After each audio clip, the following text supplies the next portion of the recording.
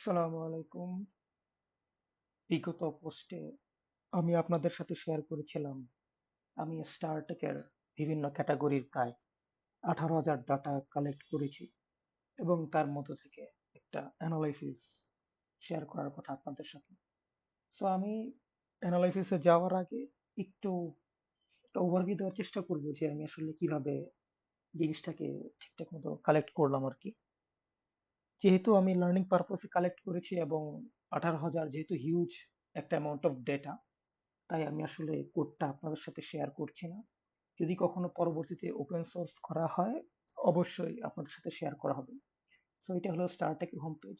So এখানে মূলত উপরে যেই ক্যাটাগরি গুলো দেখা যাচ্ছে, এগুলো আসলে ব্রডলি প্রায় 18টা ক্যাটাগরি হয় এবং আমি এই ব্রডলি 18টা ক্যাটাগরি থেকে আসলে 18,000 প্লাস ডাটা কালেক্ট করেছি।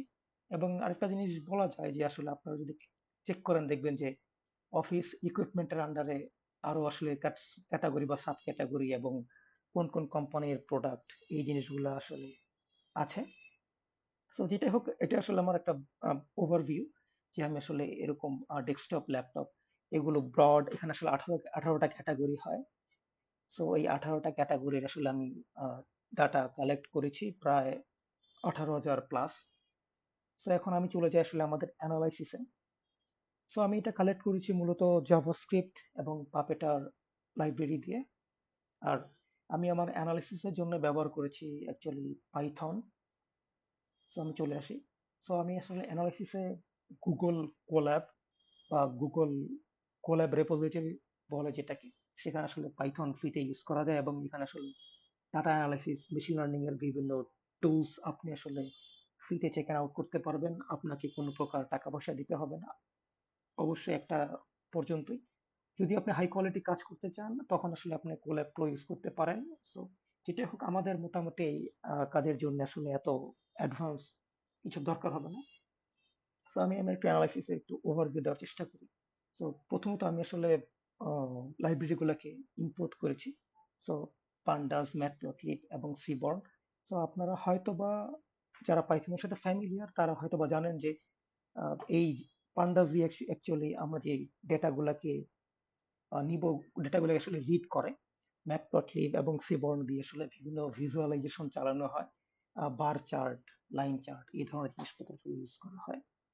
সো এইটা হলো প্রথম পার্ট। তারপর আসলে আমি ডাটা সেটটাকে রিড করেছি এবং এখানে আরেকটা জিনিস বলা যায় যে আমি আসলে 18,000 ডেটা 18টা ক্যাটাগরিতে কালেক্ট করার পরে একটা সিঙ্গেল এক্সেল ফাইলে সবগুলো আসলে নিয়ে এসেছি, যাতে আমার অ্যানালাইসিস করা 18,000 ডাটার উপরে খুব ইজিলি হয় এই কারণে। এবং আমি আসলে প্রিভিউ করেছি, যদিও আমি আসলে এখানে প্রিভিউ ঠিকমতো আসলে প্রিন্ট করেছি প্রিভিউটাকে, আমি ওটা আসলে দেখানোর চেষ্টা করিনি। তারপর আমার এখানে আসলে কিছু প্রাইস ছিল, কারেন্ট প্রাইস, প্রিভিয়াস প্রাইস এবং রেগুলার প্রাইস। সো যেহেতু আমি আসলে ডাটা সেটের এক্সেল ফাইলটা আপনাকে দেখাচ্ছি না, সেহেতু আসলে আপনারা বুঝতে পারবেন না যে এইগুলা আমি আসলে কি পারপসে ক্লিন করেছি। সো এখানে আসলে পয়েন্টটা এমন ছিল যে স্টার থেকে আমি যদি একটু কোন একটা প্রোডাক্টে ঢুকি, তাহলে আমি ল্যাপটপে একটা ঢুকি।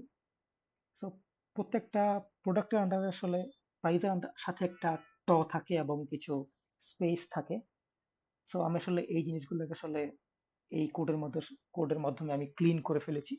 এটা কাইন্ড অফ রেগুলার এক্সপ্রেশন বলা চলে এবং এখানে বলা আছে রেজেক্স যে আমরা ট এবং হোয়াইট স্পেস এগুলোকে আসলে রিমুভ করে ফেলবো। এটা আসলে আমি এটাই করেছি। তারপরে আমি আসলে আমাদের 18টা ক্যাটাগরির 18,000 প্রোডাক্ট বিভিন্ন ক্যাটাগরিতে পড়ে। সো মূলত স্টারটেক এই পাঁচ পাঁচ ধরনের মেজর ক্যাটাগরিতে তাদের প্রোডাক্টগুলোকে বিক্রি করে।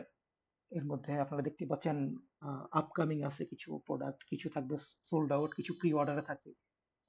সরি আসলে 6টা ক্যাটাগরি। কিছু থাকবে আউট অফ স্টকে, কিছু থাকবে ইন স্টকে এবং কিছু কল ফর প্রাইসে। এটা একটা নরমাল একটা প্লট বলা চলে, বার প্লটের মতো, বার প্লট।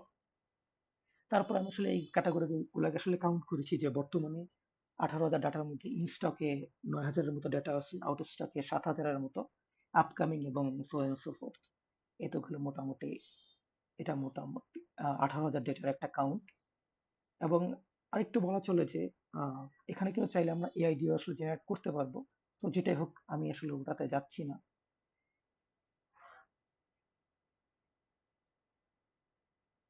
তারপর এখানে আরেকটা বিষয় বলার আছে, সেটা হলো যে আমি আসলে ডাটাটা কালেক্ট করেছিলাম অনেক আগে।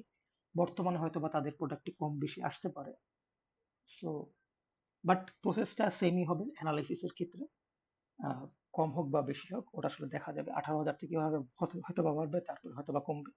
তারপর আমি আসলে আমার ডাটা সেটের মধ্যে আমি আসলে দেখার চেষ্টা করেছি যে আমার আসলে প্রি অর্ডারে কত কি কি ডাটা আছে, এবং আসলে প্রি অর্ডারের মধ্যে এই ডাটাগুলো আছে, এবং তাদের ইনফরমেশন, তাদের ইমেজ, প্রোডাক্টের নাম, প্রোডাক্টের কোড, সো এন্ড সো ফোর্থ। এবং যেহেতু এটা প্রি অর্ডারে আছে, তার মানে এটার কোনো আপাতত কোনো প্রাইস এখনো লেভেলিং করা হয় নাই, এই কারণে সবগুলা প্রাইস আসলে নেম হিসেবে আছে। এবং এই প্রোডাক্টগুলো আসলে কোন ব্র্যান্ডের এবং সেই ব্র্যান্ডের নামগুলো আছে, ক্যানন, ইপসন, আপনারা দেখতেই পাচ্ছেন।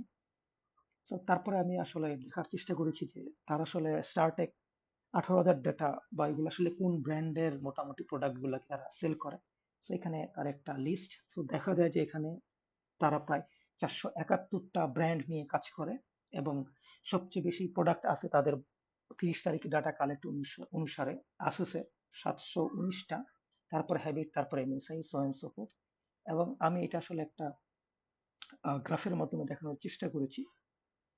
সো এটা হলো যে তাদের টপ 20টা প্রোডাক্টের কাউন্ট ব্র্যান্ড ওয়াইজ। তো আসুস, হ্যাবিট, এবং এখানে আসলে দেখতে পারবেন আপনারা প্রায় টপ 20টা প্রোডাক্ট, নাম্বার অফ প্রোডাক্টস।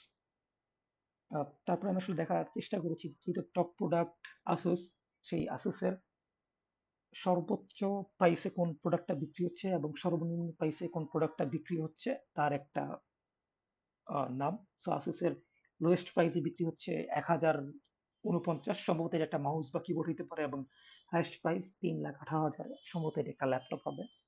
এবং আমি আসলে এটা দেখার চেষ্টা করেছি যে এটার নামটাও আমি নিয়ে এসেছি, তারপরে প্রোডাক্ট কোড এবং তার নামটা যেটাই বলেছিলাম, যেটা ওয়্যারলেস মাউস, যেটা 1,049 টাকা, এবং একটা রাইজেনের একটা ল্যাপটপ যেটার দাম 3 লক্ষ টাকার মতো। তারপরে আমি টপ 20টা প্রোডাক্টের, যেহেতু আমরা কালেক্ট করেছি, টপ 20 ব্র্যান্ডের অ্যাকচুয়ালি এভারেজ প্রাইস এখানে প্লট করেছি। সো এর মধ্যে দেখা গেল যে টপ তারা আসুসের প্রোডাক্ট সবচেয়ে বেশি বিক্রি করলেও তাদের অ্যাকচুয়ালি স্যামসাং এর প্রোডাক্টটা এভারেজ প্রাইস বেশি টপ 20-এর মধ্যে, যেটিকে বলা চলে। এবং আমি আসলে এখানে এভারেজ প্রাইস দেখানোর চেষ্টা করেছি যে আসলে স্যামসাং এর প্রায় প্রাইস সেলিং পয়েন্ট প্রায় 1 লাখের উপরে, তারপর লেনোভোর 89,000-এর মতো, তারপর এইচপি এবং সো এন্ড সো ফোর্থ। এভাবে মোটামুটি একটা কম্পারিজন 20টা প্রোডাক্ট, 20টা ব্র্যান্ডের এভারেজ প্রাইস। তারপর আমি দেখানোর চেষ্টা করেছি যে আমার বর্তমানে ইন স্টক যে প্রোডাক্ট গুলা আছে, সেই প্রোডাক্ট গুলার মধ্যে একটা প্রাইসের একটা কম্পারিজন, যে আমার কারেন্ট প্রাইস কত, প্রিভিয়াস প্রাইস কত ছিল, এবং রেগুলার প্রাইস কত। সো এই জিনিসটাকে যদি আমি একটু দেখাই, সো আমি একটা এমএসআই একটা প্রোডাক্টে ঢুকি স্টার থেকে। সো আমি এখানে দেখবো যে আমার প্রাইস এটা এবং তার রেগুলার প্রাইস এটা। সো আমি আসলে এটা থেকে আসলে কারেন্ট নিয়েছি, যে আমার কারেন্ট প্রাইস 56 ধরেছি এবং রেগুলার প্রাইস 59 ধরেছি। এবং এখানে আরেকটা পোর্শন আছে, আপনারা যদি দেখতে পারেন যে এখানে প্রিভিয়াস প্রাইস বলে একটা কনসেপ্ট আছে। সো আমি প্রিভিয়াস প্রাইস আসলে কোথায় পেয়েছি, সো আমি যদি আরেকটু অন্যান্য প্রোডাক্টে ঢুকি, আমরা অবশ্যই প্রিভিয়াস প্রাইস দেখতে পারবো। সো আচ্ছা, ক্লিক করি। সো এটাতে আসলে প্রিভিয়াস কোনো প্রাইস নাই, রেগুলার প্রাইস এবং কারেন্ট প্রাইস দেওয়া আছে। সো এটাতে আসলে প্রিভিয়াস প্রাইস আছে। সো এটা আমরা দেখতে পাচ্ছি যে এটা রেগুলার প্রাইস বিক্রি হয় 72,000 টাকা, এবং বর্তমান প্রাইস আসলে 66,000 টাকা, এবং 71,000 টাকা অ্যাকচুয়ালি আমি প্রিভিয়াস প্রাইস হিসেবে ধরেছি, কারণ 66,000 টাকা আসার আগে তার প্রোডাক্টের প্রাইসটা 71,000 টাকা ছিল, যেটা তারা আসলে ছাড়ে 66,000 টাকায় বিক্রি করতেছে। বাট এটা অন এভারেজ রেগুলার আসলে 72,000 বিক্রি হবে। সম্ভবত এখানে অনলাইন অফলাইনের কিছু একটা বিষয় থাকে, যে হয়তো বা অফলাইনে আমরা 72,000 কিনতে পারবো, অনলাইনে এটা 66,000 নিবে, যেটা অনলাইনে আগে 71,000 ছিল। হয়তো বা এরকম কিছু একটা হতে পারে। যেহেতু আমি স্টারটাকে কাজ করি না, আমি আসলে এটা ঠিক মতো বলতে পারবো না যে স্টারটাকে কি, তারা ইএমআই এবং আদার স্টাফ প্রোভাইড করে, বাট আমাদের ওগুলো আসলে দেখার কোনো বিষয় না। যেটা হোক, মোটামুটি এই ছিল একটা পয়েন্ট। এবং আমি আসলে দেখার চেষ্টা করেছি যে তাদের এই প্রোডাক্ট যে বিক্রি করেছে, কি ধরনের আপ ডাউন হচ্ছে কারেন্ট প্রাইস, প্রিভিয়াস প্রাইস এবং রেগুলার প্রাইসের মধ্যে, এবং কি ধরনের আসলে পার্সেন্ট কি ধরনের আপ ডাউন হচ্ছে, যে কত পার্সেন্ট প্রোডাক্টের প্রাইস আসলে আপ ডাউন হচ্ছে, যে 1%, 2% এইভাবে। সেটা মোটামুটি একটা দেখার চেষ্টা করেছি। সো আমি যদি এটা প্রথম প্রোডাক্টটাকে আসলে নেই, প্রথম প্রোডাক্টটার কারেন্ট প্রাইস আসলে ৩৯০০ টাকা, যেটা আসলে প্রিভিয়াসলি বা ক্রস ছিল ৫৫,০০০ এবং রেগুলার হলো ৪১,০০০, এবং তার একটা ডিফারেন্স আছে, ১৬০০ টাকার একটা ডিফারেন্স আছে, এবং এবং এটা আসলে কারেন্ট এবং প্রিভিয়াস একটা ডিফারেন্স। তারপর কারেন্ট এবং প্রিভিয়াস এর যে অ্যাকচুয়ালি কেমন পার্সেন্টেজ, সেটা হলো ২৯%। এখানে প্লাস মাইনাস অ্যাকচুয়ালি আগে পরের কারণে। তারপর কারেন্ট এবং রেগুলার একটা ডিফারেন্স আছে, এবং কারেন্ট এবং রেগুলার একটা পার্সেন্টেজের ডিফারেন্স আছে। সো এই নিয়ে মোটামুটি প্রায় ১৮,০০০ প্রোডাক্টের একটা এখানে কলাম হলো, এবং আপনারা দেখতে পাচ্ছেন এখানে আসলে আমার প্রোডাক্ট আছে ১৮,১৩২টা মোটামুটি। এবং এখানে আসলে আপনার ৯,০০০ প্রোডাক্ট দেখতে পাচ্ছেন না, ৯,০০০ রোজ ইন্টু 9 কলামস। ৯,০০০ রোজ বলতে আমার আসলে ৯,০০০টা এখানে প্রোডাক্ট আছে, কারণ আমার স্টকে আসলে ৯,৩১৬টা প্রোডাক্ট আছে। তো এই ছিল মোটামুটি আমার একটা অ্যানালাইসিস। সো আপনারা দেখতেই পাচ্ছেন মোটামুটি অ্যানালাইসিস করে কিভাবে স্টারটেকের ভালো একটা আউটপুট নিয়ে আসা যায়। এবং এখানে আরেকটা মজার বিষয় হলো যে আমরা যদি চাই, এখান থেকে কিন্তু প্রাইস ট্র্যাকারও বানানো পসিবল, যে আমার আসলে পার্টিকুলার আমি যদি একটা ব্র্যান্ড চিন্তা করি বা একটা ক্যাটাগরি চিন্তা করি, যে আমার ল্যাপটপের মধ্যে যতগুলা প্রোডাক্ট আছে, ওই প্রোডাক্টটা কালকে কেমন ছিল, আজকে কেমন ছিল, এটার ডিফারেন্সটা কেমন হবে, এই জিনিসগুলো আসলে বের করা পসিবল। এবং আমি এই অ্যানালাইসিসটার পরে বর্তমানে আসলে ওটা নিয়ে কাজ করতেছি। আমি বর্তমানে লার্নিং পারপাসে প্রায় ১ সপ্তাহ ধরে ল্যাপটপ ক্যাটাগরির এই ধরনের প্রোডাক্ট কালেক্ট করেছি, এবং যেটাকে পরবর্তীতে একটা ছোটখাটো ফ্রন্ট এন্ড অ্যাপ্লিকেশন নেক্সট.জেএস বা কোন একটা ফ্রেমওয়ার্ক রিয়েক্ট দিয়ে বানানো, লাইব্রেরি দিয়ে একটা অ্যাপ্লিকেশন বানিয়ে দেখানোর চেষ্টা করব যে আসলে কিভাবে জিনিসগুলো আহ, এক সপ্তাহের প্রাইসগুলো কিভাবে ডিফারেন্সিয়েট করে। এবং ওখানে সম্ভবত আমি 3টা গ্রাফ রাখার চেষ্টা করব, যে কারেন্ট প্রাইসের আপডাউন কেমন হচ্ছে, তার প্রিভিয়াস প্রাইসের আপডাউন কেমন হচ্ছে, এবং রেগুলার প্রাইসের আপডাউন কেমন হচ্ছে, যেগুলো আমি অলরেডি এখানে আসলে দেখানোর চেষ্টা করেছি। সো এভাবে আসলে দেখানোর চেষ্টা করবো। এবং আহ, এটা মোটামুটি একটা ডিটেল একটা অ্যানালাইসিস, যে আসলে তাদের স্টকে বর্তমানে কয়টা প্রোডাক্ট আছে, এভারেজ সেলিং, এভারেজ টপ 20 ব্র্যান্ডের এভারেজ সেলিং পয়েন্ট কি, টপ 20 ব্র্যান্ডের কি, কোন ব্র্যান্ডটা টপে আছে, টপের যে ব্র্যান্ডটা আছে ওটা আসলে কি ধরনের প্রোডাক্ট বিক্রি হইতেছে, so and so forth. So আশা করি আপনারা এই অ্যানালাইসিসটা থেকে অনেক কিছু বুঝতে পারবেন, এবং ভবিষ্যতে আপনারা চাইলে এই ধরনের অ্যানালাইসিস করতে পারেন। এবং আসলে অ্যাকচুয়ালি এটা যে স্টারটেক বা লার্নিং পারপোসে যত কিছু হলো, এটা আসলে আপনাদের কাইন্ড অফ আসলে শিখতে পারবেন আর কি একটা জিনিস। কারণ আহ, বর্তমানে ডাটা অ্যানালাইসিস আমরা অনেকে আসলে বিভিন্ন ধরনের প্রবলেম ফেস করি, যে আমার কাছে আসলে ডাটা নাই, বা আমি ডাটা কিভাবে কালেক্ট করবো। সো আপনারা এটা করতে পারেন, কিন্তু এখানে কিন্তু কাইন্ড অফ মাল্টি স্কিলিং দরকার পড়ে, যে আমি প্রথমে ডাটা কালেক্ট করেছি, তারপর এটাকে বিভিন্ন ধরনের প্রি প্রসেস করে এখানে একটা অ্যানালাইসিস করছি। তো এখানে আমার জাভাস্ক্রিপ্ট, পাইথন, আমি যেটা আগে পাইথন পারতাম, সবগুলো নলেজই কম্বাইন্ডলি আসলে কাজে লাগতেছে। তো এভাবে আসলে মাল্টি স্কিল এবং মাল্টিপল ক্যাটাগরি দিয়ে আপনারা জিনিসগুলোকে ঠিকঠাক মতো বিল্ড করতে পারবেন, এবং আশা করি আপনার এটা ভালো লাগছে। এবং আমি আমার এই নোটবুকটা আসলে আপনাদের সাথে শেয়ার করার চেষ্টা করব, আহ, যদিও আমি আসলে ডাটা সেটটা দিব না। সো আপনারা যদি একটু নোটবুক চান, পার্সোনালি আমাকে আসলে নক দিতে পারেন। আমি আসলে নোটবুকটা শেয়ার করার চেষ্টা করবো, এবং আপনারা দেখতে পারেন যে আসলে কোডগুলো যে কিভাবে আসলে স্ট্রাকচার করা হয়েছে। এবং এই তো ডাটা অ্যানালিসিস মোটামুটি এতটুকুই না, আরো লার্জ স্কেলে আছে। তারপর এখানে আরেকটা বিষয় বলা চলে, এটা এটা যে আমি যে 1 সপ্তাহ ডাটা কালেক্ট করেছি ল্যাপটপের ক্যাটাগরি। সো আমি যদি এই 1 সপ্তাহ ডাটা 1 মাস, 2 মাস বা 6 মাসের মতো কালেক্ট করতে পারি, তাহলে কিন্তু আমার ডাটাগুলো একটা টাইম সিরিজের মতো হয়ে যাবে। টাইম সিরিজের কনসেপ্টটা কি, যে প্রতিদিন কেমন আসলে ডাটা চেঞ্জ হইতেছে, ডাটা বলতে আসলে প্রাইস পয়েন্টটা যেমন চেঞ্জ হইতেছে, এবং এটা দিয়ে আমরা ফিউচার প্রেডিক্ট করতে পারবো যে প্রথম 6 মাস ডাটাগুলোকে ট্রেন করানোর পরে, যে আগামী 1 বছর, আগামী 1 মাস পর, আগামী 15 দিন পর প্রাইসের আপডাউনটা কেমন হইতে পারে। এই ধরনের অ্যানালাইসিস কিন্তু করা যাবে ছোটখাটো একটা মেশিন, ছোটখাটো বা বড় একটা মেশিন লার্নিং অ্যালগোরিদম দিয়ে।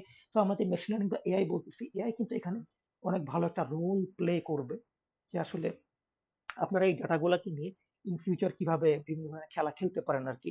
সো আমি যেমন এখানে প্রায় 18,000 ডাটা কালেক্ট করেছি। সো যেহেতু এটা কালেক্ট করা খুবই কমপ্লেক্স এবং অনেক সময়ের ব্যাপার, সেই কারণে আমি আসলে যে কোনো একটা ক্যাটাগরি দিয়ে বর্তমানে আসলে একসাথে ডাটা কালেক্ট করতেছি, এবং এটা দেখার জন্য একটা টাইম সিরিজ অ্যানালাইসিস হবে আমার পরবর্তীতে হয়তো।